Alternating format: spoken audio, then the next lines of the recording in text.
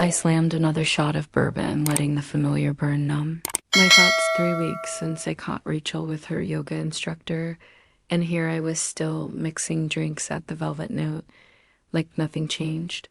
My hands moved automatically. Shake. Pour garnish while my mind replayed that damn scene.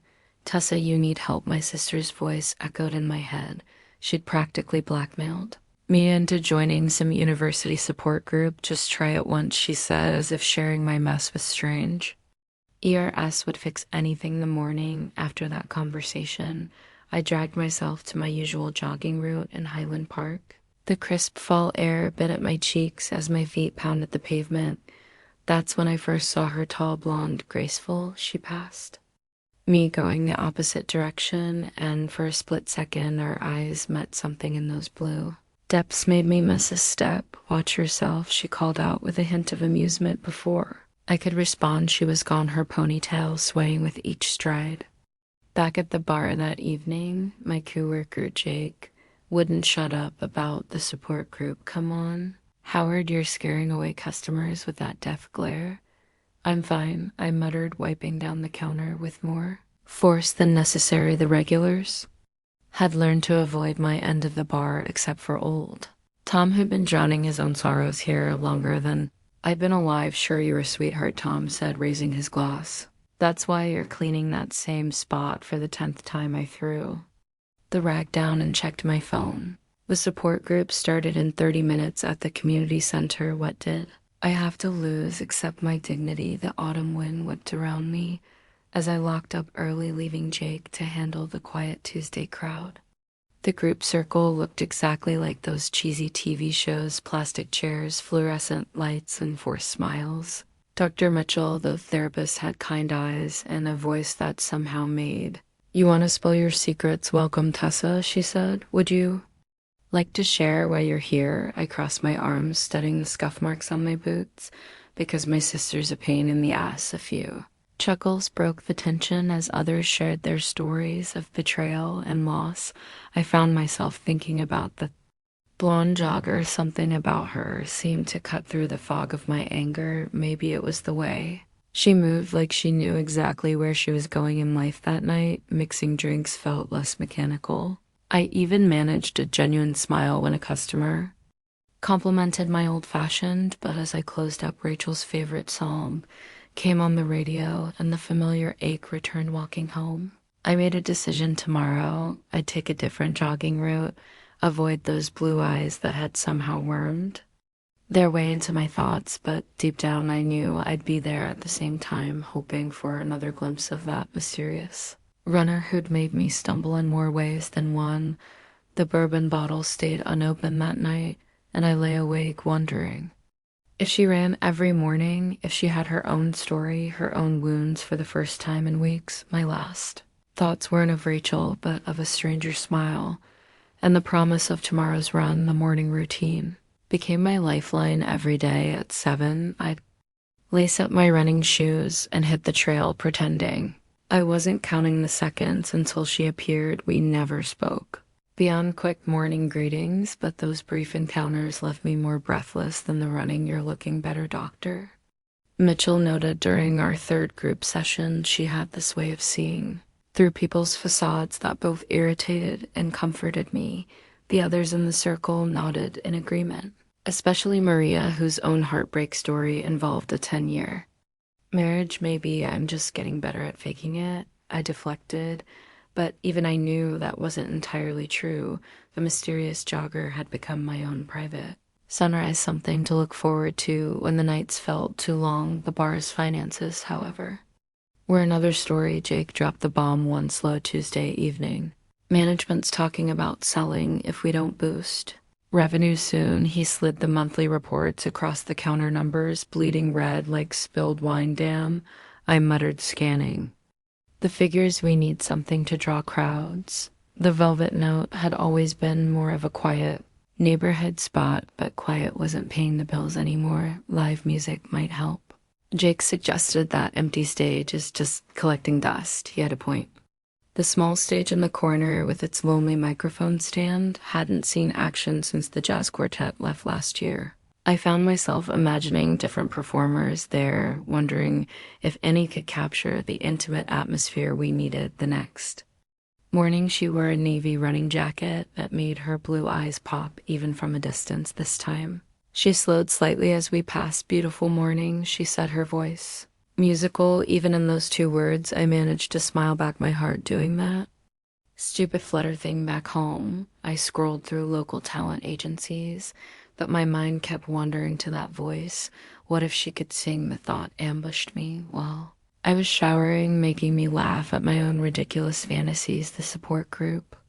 That evening felt different. Dr. Mitchell had us pair up for trust exercises, and I found myself partnered with David, a soft-spoken teacher dealing with a divorce. Sometimes the best things come when we're not looking, he said as we shared stories. That's what everyone says, I replied, but remembered those blue eyes and wondered. Jake's enthusiasm for the live music idea spread to our regulars old. Tom even offered to help with auditions, claiming his ears were fine-tuned by decades of listening. To the greats, we need someone who can handle intimate venues, he insisted. Someone who gets that it's not about showing off. It's about making every person feel like they're the only one in the room. I nodded, thinking about how the blonde jogger made me feel exactly that way during our brief morning encounters each day. I learned something new about her without exchanging more than a few words. The way she tied her hair differently on windy days, how she seemed to run faster on Mondays. The slight accent in her good morning that I couldn't quite place. The bar stage got a makeover that weekend. We cleaned the dusty spotlights, tested the ancient sound system, and put up flyers announcing auditions. The regulars buzzed with excitement, offering suggestions and spreading the word. That night, closing up alone, I stood on the empty stage. The spotlight felt warm on my face as I imagined music filling the space, bringing life back to these walls. For the first time since Rachel, I felt something like hope. Stirring morning came with a light drizzle, but I ran anyway. She appeared through the mist like some kind of apparition, her blonde hair darkened by rain this time. When we passed, she actually stopped. You're dedicated, she said, raindrops clinging to her eyelashes. So are you. I managed, my pulse racing from more than exercise.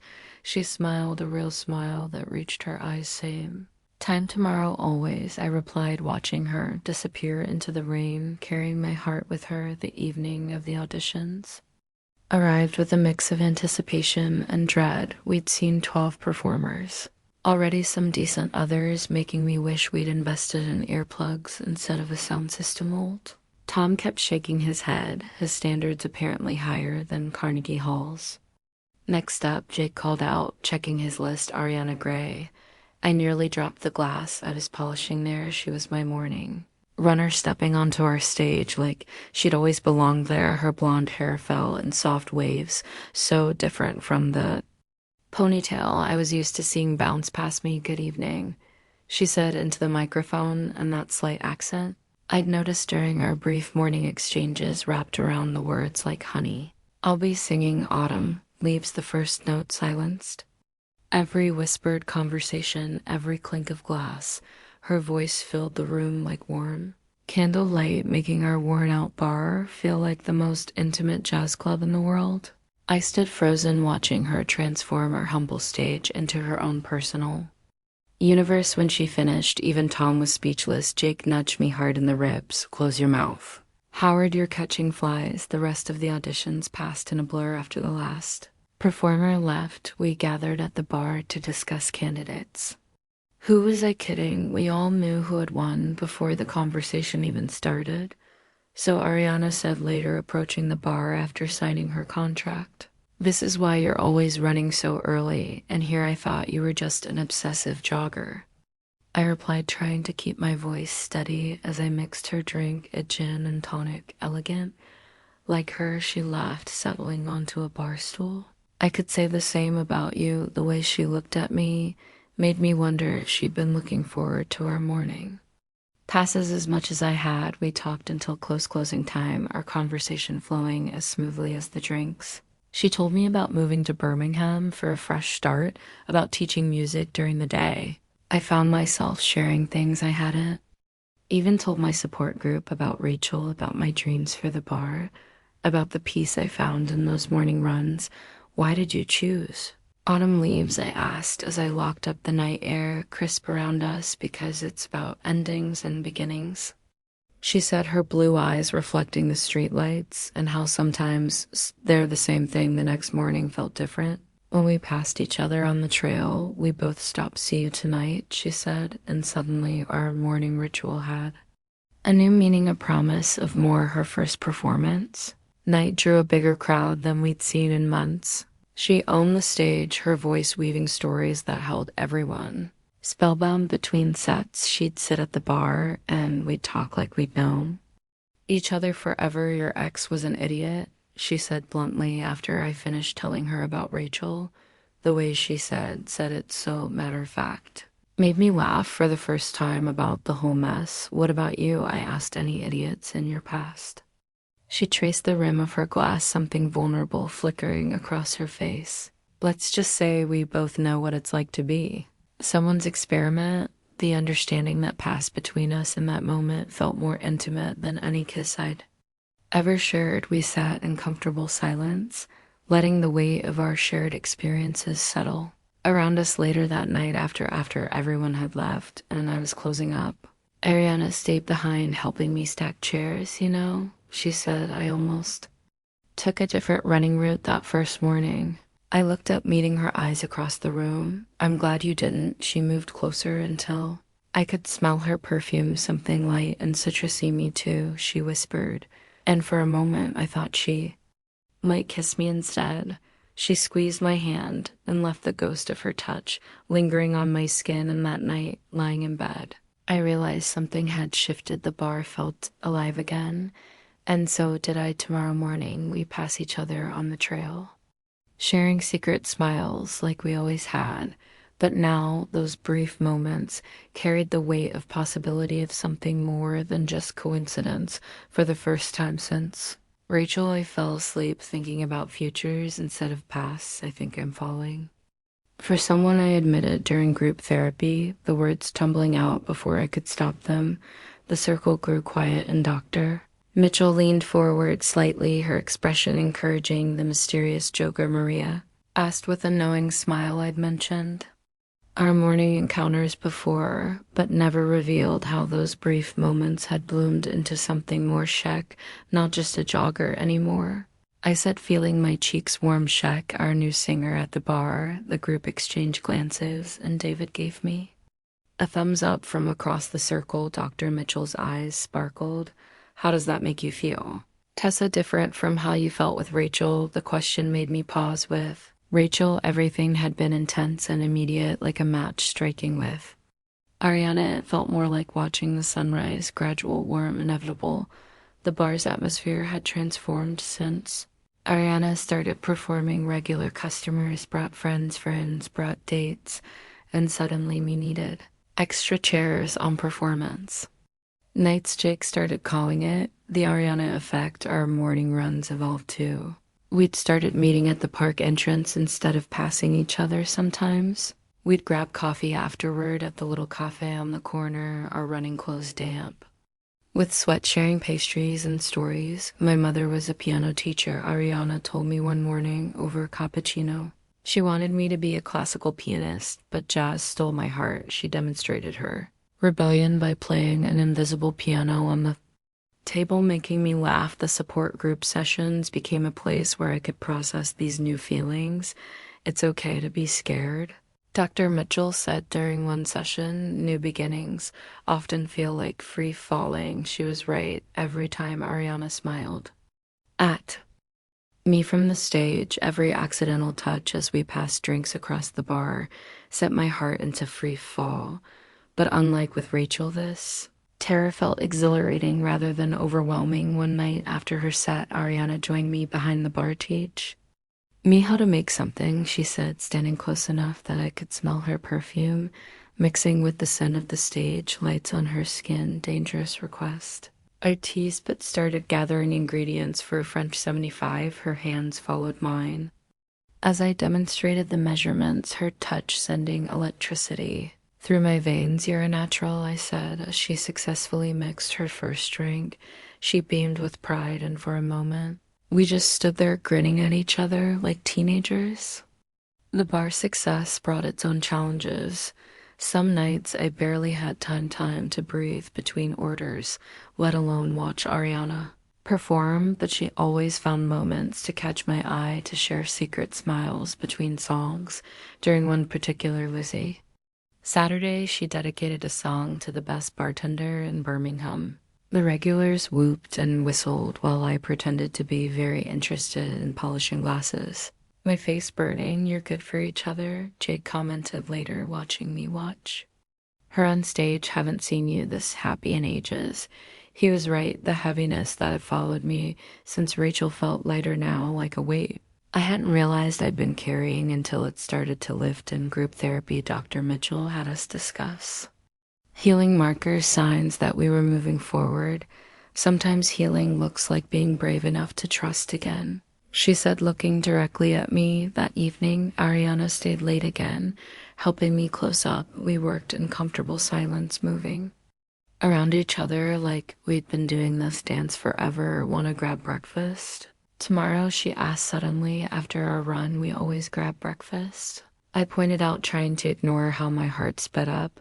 She stepped closer, her blue eyes serious. Yes? Yes. But this time, I'm asking you properly, like a date. The word date hung in the air between us, full of promise and possibility. I thought about what Dara Mitchell had said about being brave. Yes, I said, watching joy spread across her face. I'd love that. Later that night, I lay awake thinking about how sometimes the best things in life start with a simple morning run. Tomorrow, we'd meet at our usual spot, but everything would be different, better, different, the kind of different that feels like coming home for the first time in forever. I couldn't wait for morning. Autumn painted Birmingham in shades of amber and gold, but I barely noticed the falling leaves. My world had narrowed to the way. Ariana's hand brushed mine as we walked, how her laugh seemed to chase away the morning chill. That particular morning, dark clouds threatened rain. Maybe we should skip the run, I suggested, eyeing the sky, but Ariana just grinned, pulling me onto our usual trail. We made it halfway before the sky opened. Up the rain came suddenly, turning our steady jog into a laughing sprint for cover. We found shelter under a park gazebo, both of us soaked and breathless. Here, she said, pulling a small umbrella from her running jacket. I came prepared, the space under the umbrella was intimate, forcing us close. Water dripped from her blonde hair, and without thinking, I reached up to brush a strand from her cheek. Time seemed to stop. Her blue eyes met mine, and the air between us crackled with possibility. But before anything could happen, a crack of thunder made us both jump and laugh, breaking the moment the bar was buzzing with Halloween preparations. Jake had gone overboard with decorations, turning our classy jazz venue into something between a haunted house and a vintage speakeasy. It's perfect, Ariana declared, helping me hang fake cobwebs she'd been humming. I put a spell on you all evening, practicing for her Halloween performance. The party itself exceeded all expectations. Ariana took the stage in a 1920s flapper costume that made my heart stop. Her voice wrapped around the spooky jazz standards like silk, casting a spell over the crowd. Between sets, she found me behind the bar. Dance with me, she said, holding out her hand. The next singer was performing Moonlight Serenade, and the dance floor was dim and crowded. I can't leave the bar, I protested weakly, but Jake was already shooing me away. Ariana led me to a dark corner behind the stage where the music was softer and the Halloween lights cast shifting shadows. She pulled me close, one hand on my waist, and we swayed together. The familiar scent of her perfume mixed with the warmth of her skin made me dizzy. I've wanted to do this for so long, she whispered, her breath warm against my ear. When I looked up, her face was inches from mine. This time there was no thunder to interrupt us. The kiss was soft at first, tentative, like the first notes of a new song. Then her hands tangled in my hair, and the world disappeared. All I knew was the taste of her lips, the sound of her quiet sigh, the feeling of finally coming home. We broke apart at the sound of Applause not for us, but for the end of the song. Ariana's lipstick was smudged, and I probably looked just as disheveled. We grinned at each other like teenagers caught behind the bleachers. I should get back to the stage. She said reluctantly, straightening my collar. Her touch lingered. Promising more, the rest of the night passed in a blur of music, laughter, and stolen glances. Every song seemed to be about us, about this moment, about the way love sneaks up on you when you're busy making other plans. After closing, we sat at the bar, still in our costumes, sharing the last slice of pumpkin pie. Tell me something scary. She teased me a bite. I think I'm falling in love with you. I said the words, slipping out before I could catch them for a moment. Panic seized me. It was too soon, too much, too real. But Ariana just smiled, that radiant smile that had first caught my attention on all those morning runs. That's not scary, she said, leaning in close. Scary would be if I wasn't feeling exactly the same way. She kissed me again, tasting of pumpkin spice and possibility. Outside, the October wind scattered leaves across the empty street, and somewhere in the distance, church bells chimed midnight later. Walking home hand in hand, we passed the park where we first met, the gazebo where we'd sheltered from the rain. Stood silent in the moonlight. Ariana pulled me under it, recreating our almost kiss from that rainy morning. No thunder this time, she whispered against my lips, and she was right there. It was only the sound of our hearts beating in perfect harmony and the rustle of autumn leaves dancing in the night. Breathed the morning calm, shattered with the chime of my phone. Rachel's name flashed on the screen, making my stomach lurch. After 6 months of silence, why now delete it? Jake advised when I showed him the message at work, but curiosity gnawed at me. Rachel wanted to meet to clear the air. She said I hadn't told Ariana about the message she was preparing for her audition at Blue Note, Birmingham's most prestigious jazz club. Every morning she'd practice scales during our runs, her breath creating little clouds in the winter air. You seem distracted, Ariana said one evening, catching me staring at my phone again. We were curled up on my couch, her head in my lap, as I absent-mindedly played with her hair. Rachel reached out, I admitted. The way Ariana stiffened slightly didn't escape me. She wants to meet. Ariana sat up, her blue eyes searching mine. Are you going to? I don't know, I said honestly. Part of me wants closure. She nodded slowly, but I could feel her pulling away, if not physically, then emotionally. I should practice for tomorrow's audition, she said, gathering her things. That night, I couldn't sleep. Rachel's message felt like a stone in my pocket, weighing me down. Dawn found me at the park earlier than usual, watching the sunrise paint the sky in watercolor hues. Ariana arrived right on time, her blonde hair tucked under a wool hat. We ran in silence, the tension between us as winter fog. I trust you, she finally said as we cooled down, but I've been someone's stepping stone before. I won't do it again. My heart ached at the pain in her voice. You're not a stepping stone, Ariana. You're the destination. The Blue Note audition was that afternoon. I watched from the back as Ariana took the stage, her voice filling the elegant space with a raw emotion I'd never heard before. She sang The Man I Love, but her eyes never sought mine in the crowd like they usually did. Rachel was waiting at our bar. When I returned, she looked different, harder. Somehow, or maybe I was the one who changed. You look good. Tess, she said, using my old nickname. I heard you're dating your singer. The possessive edge in her voice made me bristle. Why are you here, Rachel? She reached for my hand across the bar. I made a mistake. That thing with Sarah, it wasn't real. You were real. 6 months ago, these words would have undone me now. They just felt like an echo of a pain I'd outgrown. No, I said, pulling my hand away. What Ariana and I have, that's real. The door chimed, and there was Ariana Snow dusting her shoulders. She took in the scene, Rachel's hand retreating my rigid posture, and for a moment I saw fear flash across her face, but I was already moving, crossing the room to her without hesitation. I pulled her into a kiss that said everything words couldn't. When we parted, Rachel was gone. I got the Blue Note gig, Ariana whispered against my lips. I never doubted you would, I replied, holding her closer. Later that night, after closing, we lay tangled in my sheets, the city lights casting soft shadows on the wall. Our first time together felt like a conversation we'd been having all along, each touch an answer To an unspoken question, I was scared. Ariana admitted tracing patterns on my skin. When I saw her there, I know. I said kissing her forehead, but some doors are meant to stay closed. You're my future Ariana. She propped herself up on an elbow, her hair falling like a golden curtain around us, promise instead of answering. I pulled her down for another kiss, letting my body say what words couldn't outside. Snow began to fall, covering Birmingham in a blanket of white, making everything feel new. And possible morning would find us running our usual route, breath visible in the cold air, hands linked, leaving footprints in the fresh snow. But for now we had this, the quiet of night, the warmth of skin on skin, and the certainty that sometimes the best love stories start with a simple morning run. The article appeared in the Birmingham D's entertainment section, local bars love story. Bartender and singer find romance. Someone had snapped a photo of us kissing behind the stage the Halloween decoration still visible in the background.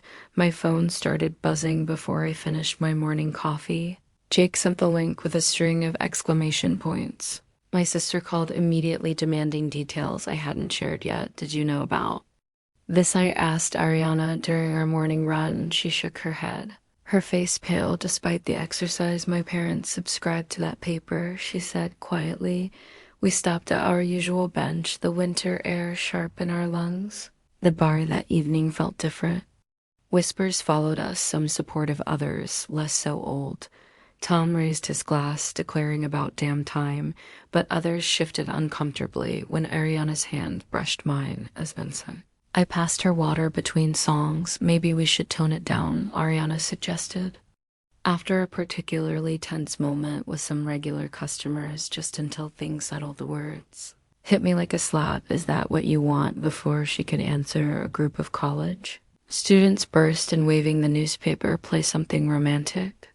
They called to Ariane. She plastered on her stage smile, but I saw the strain around her eyes. The next few days brought more changes. Some customers made a point of showing support, while others suddenly found reasons to drink elsewhere. Jake started screening calls after a few anonymous complaints. People just need time, he assured me, but his expression was worried. The real blow came when Ariana's phone rang during breakfast at our favorite cafe. Her face crumpled as she listened, and I knew, without asking, in her family had seen the article. Mother's beside herself, she said after hanging up. Father won't even come to the phone. Her hand trembled as she reached for her coffee. I wanted to hold her, to promise everything would be fine, but the other diner stairs kept us in our separate chairs, the table between us feeling wider than ever that night at the bar. Ariana's performance was flawless as always, but something was missing, the joy, the spontaneity that had made her music so special seemed muted. Remember when this was just ours? She asked later as we closed up. No audience, no opinions, just us. I thought about our morning runs, those first shy smiles, the gradual build of something beautiful. We can't go back, I said softly. I know. She leaned against the bar, looking suddenly tired.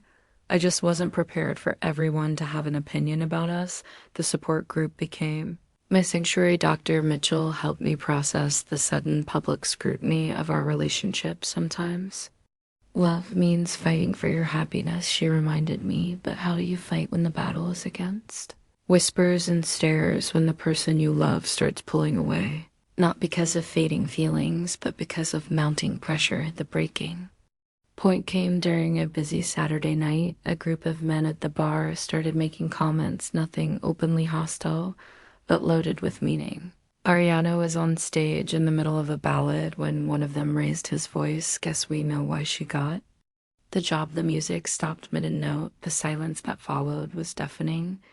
I started toward them, but Jake caught my arm. Ariana stood frozen on stage, microphone in hand, looking more vulnerable than I'd ever seen her. Then she straightened her shoulders, looked directly at the men, and launched into "I Will Survive." The crowd erupted in cheers. Even some of our recently distant regulars joined in, drowning out the hecklers, who quickly paid their tab and left later that night. We sat on the empty stage, legs dangling over the edge.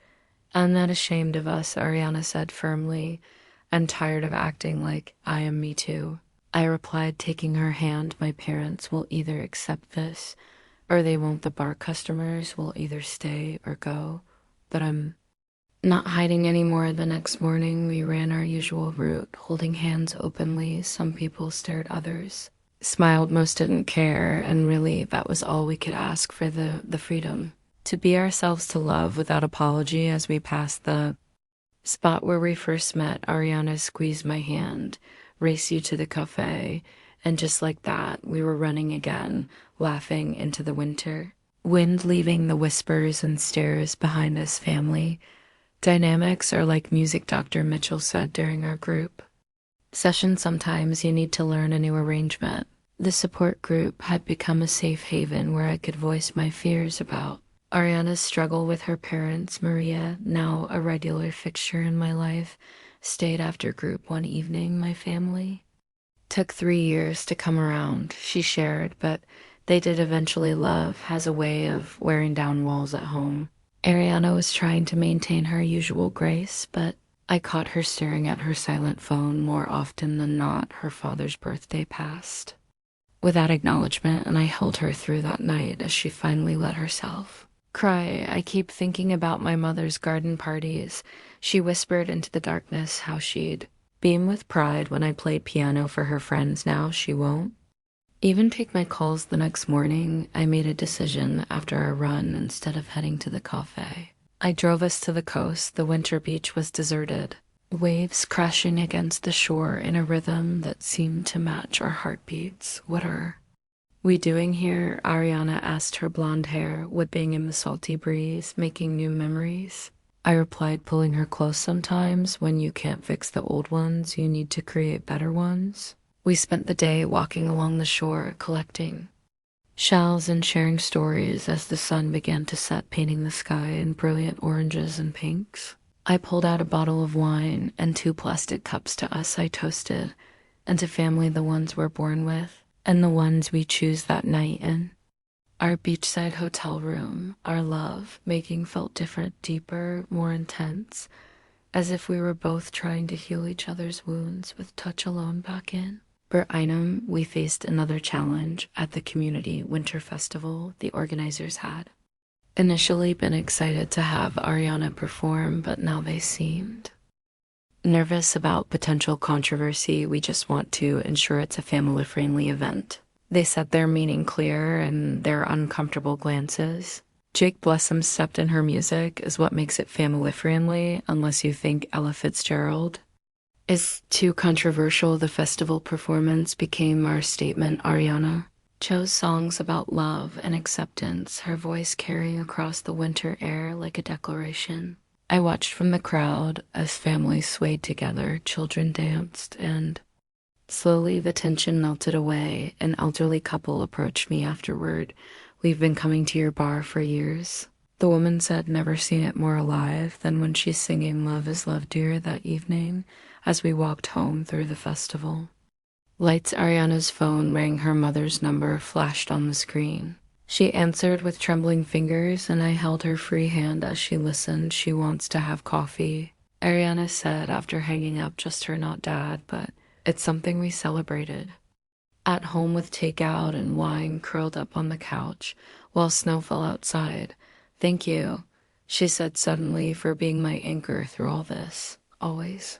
I promised, kissing her temple. The next morning's run felt lighter somehow. We passed other couples, families, dog walkers, each living their own stories. Some smiled, some didn't, but we kept running, kept holding hands, kept moving forward. At the bar that night, Ariana dedicated a song to chosen family, looking directly at me, Jake, and our regulars who'd stood by us. The applause that followed wasn't just for her voice, it was for courage, for love, for the simple act of being true to ourselves. Later, as snow continued to fall outside, we slow danced in the empty bar to the echo of her last song. I used to dream about performing at grand venues, she murmured against my neck. Now I realize home isn't about the size of the stage. I held her closer, understanding completely. Sometimes home is a person, sometimes it's a moment, and sometimes it's The courage to stand in your truth, even when the world isn't quite ready for it, the morning would bring. Another run, another day of challenges and triumphs.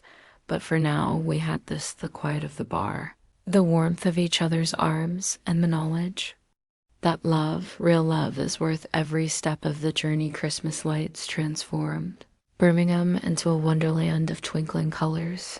The bar wore its holiday decorations like a proud grandmother, tinsel and holly draped across every surface, but the real miracle happened on a Tuesday morning when Ariana's mother walked into our cafe. Margaret Gray carried herself with the same elegant posture as her daughter, though her blonde hair had long since turned silver. She sat primly stirring her tea with measured movements while Ariana watched, barely breathing. Your father still needs time.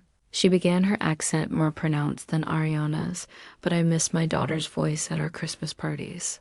I tried to make myself invisible behind the counter, but Margaret's sharp blue eyes so like. Ariana's found me. You're the bartender, she said, not quite a question. Tessa, I replied, fighting the urge to smooth my running clothes. Mother Ariana started, but Margaret held up one manicured hand.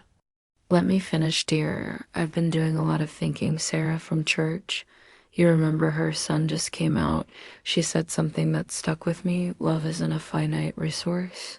The more you give, the more you have. Tears spilled down Ariana's cheeks as her mother reached across the table to grasp her hand. I'm trying, sweetheart. That's all I can offer right now, but I'm trying. The bar became a different place after that. Regular customers started bringing their families, creating an atmosphere that felt more like a community gathering than just another pub. Even the holiday rush had a warmer feel to it one evening as Ariana performed Have Yourself a Merry Little Christmas. I noticed Margaret sitting quietly in a corner booth. She watched her daughter with a mixture of pride and something like wonder, as if seeing her for the first time. She's quite talented, Margaret said later, approaching the bar. I always pushed her toward classical, but jazz, it suits her soul better. Yes, it does, I agreed, sliding her a glass of wine. The real surprise came when Margaret started helping with the bar's Christmas preparations. She had an eye for detail that put our previous decorations to shame. These martini glasses need polishing, she'd say. Or that wreath is crooked, dear. Ariana watched her mother's integration into our world with a kind of stunned joy.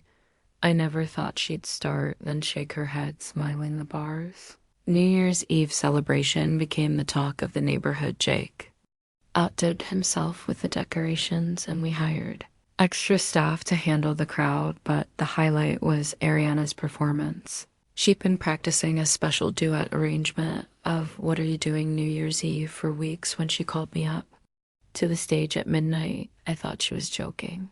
Trust me, she whispered, handing me a microphone, and somehow in front of a packed house that included her mother.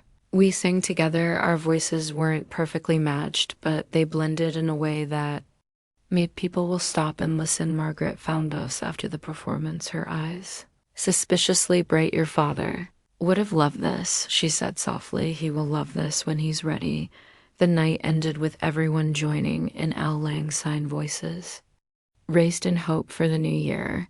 Margaret stood between us, one arm around each of our waists, swaying to the music. Later, as we were closing up, Ariana pulled me onto the empty dance floor. Thank you, she said, for giving me the courage to be myself. You always had it, I replied, holding her close. You just needed someone to remind you. The next morning, despite our late night, we met for our usual run. Margaret was waiting at the cafe afterward, 3 coffees and a box of pastries ready. I thought we could start a new tradition, she said almost shyly as we sat there sharing breakfast and stories.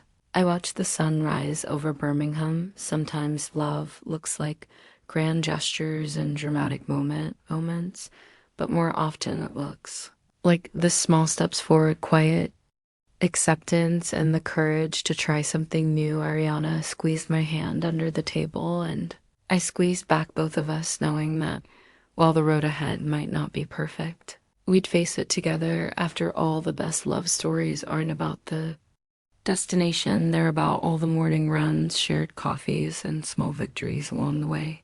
I think it's time I announced during my final support group session, Doctor. Mitchell's smile was knowing, and Maria wiped away a tear after a year of healing. Sharing and growing, I was ready to graduate. You've come so far, Dr. Mitchell, said, her kind eyes crinkling at the corners. Remember that first session you could barely look at anyone? The group laughed, remembering my crossed arms and scowling face. Now, sitting in that familiar circle one last time, I felt the weight of how much had changed. Love isn't about fixing what's broken. I shared thinking of Ariana. It's about finding someone who makes you want to grow. After the session, Dr. Mitchell pulled me aside. Keep running, she said with a wink. Sometimes the best therapy happens on morning. Trails home had taken on a new meaning lately. Ariana's things had gradually migrated into my apartment. Sheet music scattered on the coffee table, her favorite tea in the kitchen, her scent on my pillows. Move in with me, I said one morning, watching her make coffee in one of my old t-shirts officially. She turned her blue eyes bright. I thought you'd never asked. The bar was thriving. Word had spread about the incredible jazz singer and her bartender girlfriend, drawing crowds from across Birmingham. Even the local paper, which had once caused us so much anxiety, now regularly featured us in their entertainment section. Jake helped us merge our management styles, Ariana's eye for entertainment and my knowledge of the bar business created something special. We started hosting weekly open mic nights, giving other performers the chance we'd once needed. Remember when you thought live music would save this place? Jake teased one busy night. Turns out it just needed the right singer. Moving day brought unexpected help. Margaret arrived with boxes labeled in perfect handwriting, and to everyone's shock, Ariana's father stood awkwardly behind her. I brought my truck, Robert Gray said gruffly. Thought you might need it. Ariana froze, then burst into tears. Her father wrapped her in a hesitant hug, his own eyes suspiciously wet. Your mother says you're happy, he said later. As we loaded boxes, that's what matters. The community's acceptance had grown naturally, like flowers after winter. Regular customers brought their children, who drew pictures of Miss Ariana singing that now decorated our walls. Old Tom declared himself our unofficial security, keeping watch for any troublemakers. Not that we get many anymore, he'd say proudly. People know better now. One evening after closing Ariana and I slow danced in our empty bar. Did you ever think, she murmured, that failing relationships and morning runs would lead to this? I pulled her closer, remembering that first glimpse of her on the jogging trail. Maybe not this exactly, but something in me knew you were special. The next morning, we ran our usual route. Now as official residents of the same home, other runners nodded in recognition. We'd become as much a part of the park landscape as the old oak trees at the bar. That night, a young woman approached me while Ariana was performing My Girlfriend, and I just moved here, she said hesitantly. We heard this was a safe place. Looking around at our diverse crowd, families, couples of all kinds, friends, old and new, I smiled. Welcome home, I told her later, watching Ariana on the stage like she always did. I thought about journeys, how sometimes they lead you in circles until you're ready to take the right path. How healing isn't about forgetting the past, but about building a future worth running toward. The support group had taught me that Dr. Mitchell had shown me how to turn pain into growth, fear into courage. But Ariana, she had taught me how to love again, how to trust that sometimes the best things in life start with a simple good morning on a foggy running trail. As she finished her set, her eyes found mine like they always did in that moment. I knew this wasn't just a happy ending. It was a beautiful beginning. 1 year to the day since our first morning encounter, I waited at our usual spot in Highland Park. The autumn air was crisp, leaves dancing around my feet as I checked the small box in my pocket for the 800th time. Our morning runs had become sacred ritual. Rain or shine, summer or winter, other regulars knew us now. The bartender and the singer marking their own mornings by hour. Predictable presence today was different. I'd arranged everything with Jake and Margaret's help, though. Keeping secrets from Ariana had merely killed me. She arrived right on schedule, blonde hair gleaming in the early light. Ready, she asked, stretching Her arms above her head, we ran our usual route, but I guided us toward the gazebo, where we'd shared our first almost kiss during that long ago. Rainstorm string lights twinkled in the early morning, darkness Jake's handiwork from dawn, what's all. This Ariana asked, slowing to a stop before I could answer. Music drifted through the park, her own voice recorded during last night's performance. The love song she'd written for me played through hidden speakers. Dance with me. I held out my hand. Heart thundering louder than our footsteps had been, she stepped into my arms, and we swayed together as the sky lightened other. Runners slowed, smiling at our private moment made public. Remember our first morning here, I asked, leading her to the gazebo center. I nearly tripped when I saw you. You did trip. She corrected, laughing. It was adorable. The music shifted to a slower melody as I dropped to one knee. Ariana's hands flew to her mouth, tears already gathering in those beautiful blue eyes. Every morning since then, I've fallen more in love with you, I said, voice shaking. Will you marry me? Yes, she whispered, then louder, yes. Applause erupted from behind the trees. Our friends and family emerged, Jake, Margaret, and Robert, the support group. Members, even Dr. Mitchell, they'd all gathered in the pre-dawn darkness to share this moment that evening the bar was packed for. Ariana's performance, she dedicated every song to my fiancé, the word making both of us grin like teenagers. Margaret hugged me tight, whispering, welcome to the family, officially. Robert shook my hand, his gruff exterior softening as he watched his daughter shine. On stage, the night ended with Ariana calling me up for a duet. Our song, the one we'd sung that New Year's Eve. As our voices blended together, I looked out at our gathered family chosen in blood and marveled at how life comes full circle later after everyone had gone. We stood on our empty stage, think we'll still be running together when we're old, and Gray, Ariana asked, playing with my ring every morning. I promised, though, we might have to slow down a bit the next. Dawn found us on our usual trail rings, glinting in the early light. Other runners called out, congratulations, news travels fast. In a small community, we passed the spot where we first met, where a simple good morning had changed. Everything ahead stretched countless more mornings, more runs, more songs, more love. Some say the best stories end where they began, but standing there, holding Ariana's hand as the sun rose over Birmingham, I knew this wasn't an ending at all. It was just another beautiful beginning, another morning run, another chance to fall in love all over again. And really, what could be better than that race? You to the cafe, Ariana challenged, eyes sparkling always, I replied, and we ran together into our next chapter, leaving footprints on the path. We'd run so many times before, each step a promise, each breath a love song, each morning a gift. After all, the greatest love stories don't end, they just keep running one morning at a time.